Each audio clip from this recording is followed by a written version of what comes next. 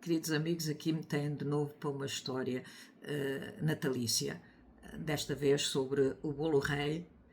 E para falar do bolo rei, tenho de falar também da Confeitaria Nacional.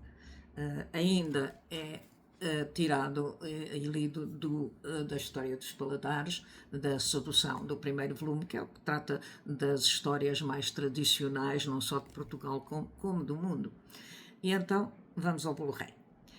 A Confeitaria Nacional, a mais antiga sala de chá, fundada em 1829 em Portugal, tornou-se fornecedora da Casa Real por alvará do rei Dom Luís I, recebendo as melhores distinções internacionais pela doçaria nacional e receitas originais, algumas com mais de 180 anos. Em 1869, após a morte do empresário Baltasar Rodrigues Castanheiro, o seu filho, herdeiro da loja e do nome do pai, construiu no primeiro andar do prédio, por cima da loja, um salão de chá que deu brado no país. Baltasar Júnior viajava frequentemente pelas cidades europeias a visitar feiras industriais em busca de novidades para melhorar a qualidade dos seus produtos e do seu salão, chegando a contratar oficiais confeiteiros de Paris e Madrid para a sua cozinha em Lisboa. De Paris, Baltasar trouxe uma receita tradicional francesa que caíra em desuso, a galette des rois, um pastel dos reis, com que outrora se celebrava em França a Epifania ou visita dos Reis Magos. Com origens pagãs, remontando à era romana, segundo Tácito, surgiu com as festas saturnais, Saturnalia, em fins de dezembro, inícios de janeiro, quando um escravo era eleito rei de um dia e podia concretizar todos os seus desejos, mesmo dar ordens ao seu amo. Durante o banquete tradicional, cada família romana apresentava aos escravos um bolo em cujo interior havia uma fava que designaria o rei, o qual no fim do dia voltava à sua condição de escravo ou era condenado à morte se tivesse abusado do privilégio. O cristianismo, com o beneplácito da Igreja, embora contra a vontade dos protestantes, adotou o costume do bolo dos reis para celebrar a Epifania. Em França, no século XVI, a galette des rois era um pastel composto por 2 rodelas de massa folhada recheadas com creme de amêndoas e ovos, muito apreciado por Henrique III. O bolo simbolizava a partilha, era partido pelos comensais e comia-se bebendo hipocrasse, aquele vinho doce. Luís XIV foi outro dos seus apreciadores, escolhendo para celebrar as festas natalícias em que a fava era tirada à sorte. A Revolução Francesa, em 1789, cortou com todas as referências à monarquia e decretou a proibição da galette des rois.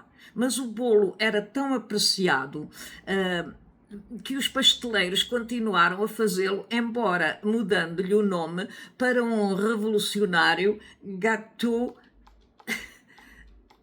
de sans-culotte, o bolo dos pés descalços, apodo dado à classe do povo que vivia miseravelmente. No livro Arte Nova e Curiosa dos Conserveiros, em 1788, existe a receita dos bolos de rei, feitos ao modo da corte francesa, com várias tiras estreitas de massa folhada, sobrepostas nos milfolhas, tendo entre elas o recheio de ovos e amêndoas. Depois de cozidos, os bolos podiam ser cobertos com açúcar em ponto ou servidos simples.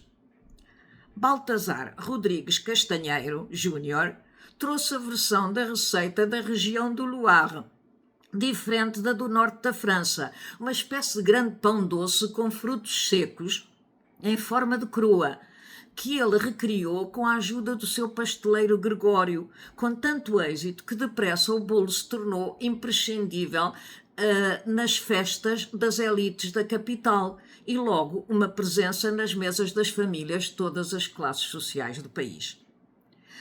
com a implantação da República em 1910, houve umas luminárias que quiseram mudar o nome Bolo Rei, mas este manteve-se na Confeitaria Nacional, tal como o segredo do seu fabrico, que se encontra há 6 gerações na mesma família, como as receitas originais dos seus antepassados.